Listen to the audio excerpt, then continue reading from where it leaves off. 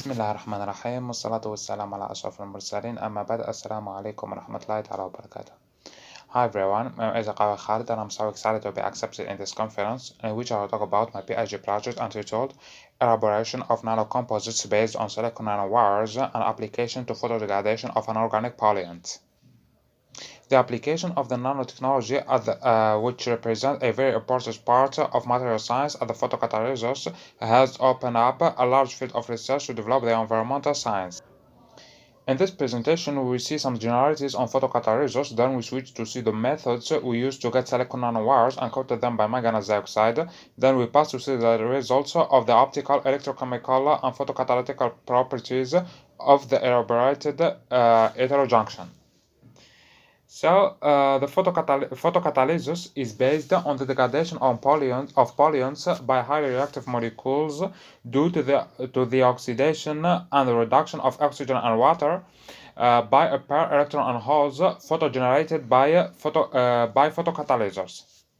The main problems with photocatalyzers are the restriction of the electromagnetic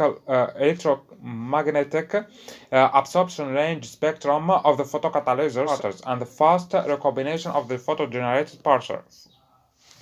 The formation of silicon nanowires was done by metal-assisted chemical etching, which can be made on two steps. The deposition of metallic nanoparticles and the assertion, which is the attack, which is the insertion of these nanoparticles inside the silicon substrate by an active attack. And in the study, we've deposited silver nanoparticles by electrolysis deposition, and then the insertion of these nanoparticles inside the silicon substrate was done in an active and hydrogen peroxide solution.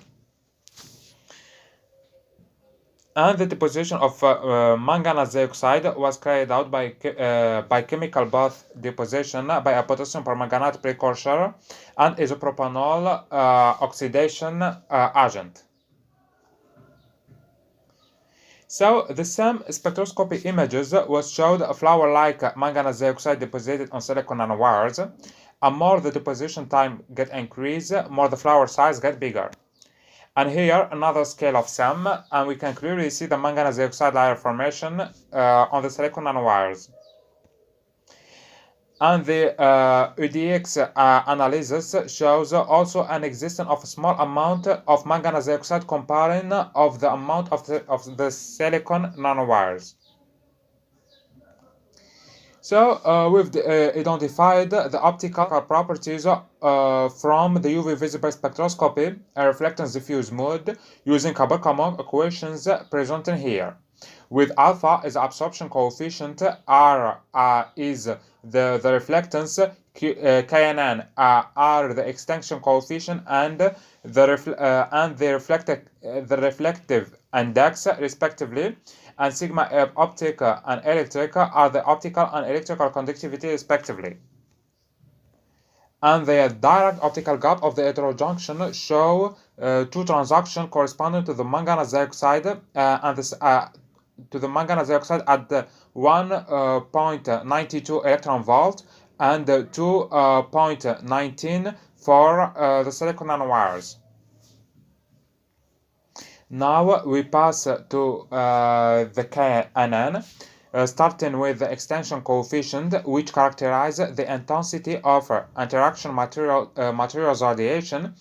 It found that it increases in the range of near UV, indicating a good activity of the electrons in this range, and the reflective index increases in the visible region, but by small values, which indicate the low reflectivity of this heterojunction and the high affinity of absorption. And here the variation of the electrical conductivity function of the energy. There is a drastic decrease with the energy. Note that in the infrared region, the samples exhibit a highest electrical conductivity values, while the lowest values are in the visible region with almost 45%. This indicates the optical conduction is the primary mechanism, rather than the electrical conduction. And in the assert figure shows the variation of the optical conductivity function of the energy. At the first, the optical conductivity starts to decrease up to 1 electron volt, then higher values are observed in the region of 1 and 1.6 electron volt. Moreover, in the near UV region, the optical conductivity increases another time with the same values as it is in the ER region. Now we pass to the electrochemical study. Impedance spectroscopy shows two arcs at medium and low frequencies assigned to the bulk and grain boundaries. And the cyclic voltammetry shows that the samples has good electrochemical performances, and there is a response even at high scale rates. And the aux redox peaks are not clear at high scale rates, which means that the heterojunction could have a battery character. And here, the photocatalytic study shows the high performances of this heterostructure at the degradation of rhodamin B under visible light, which it reached 100% of degradation at 105 minutes for 30 minutes of manganese dioxide deposition. And the kinetic study of the degradation shows that the degradation is 99% corresponding to the first order kinetic.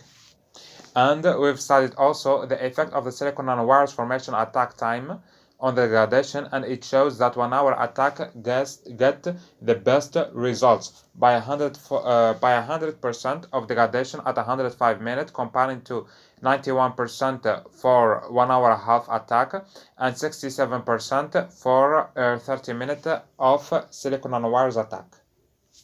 And as previous, the degradation is made in first order kinetic by 99% corresponding.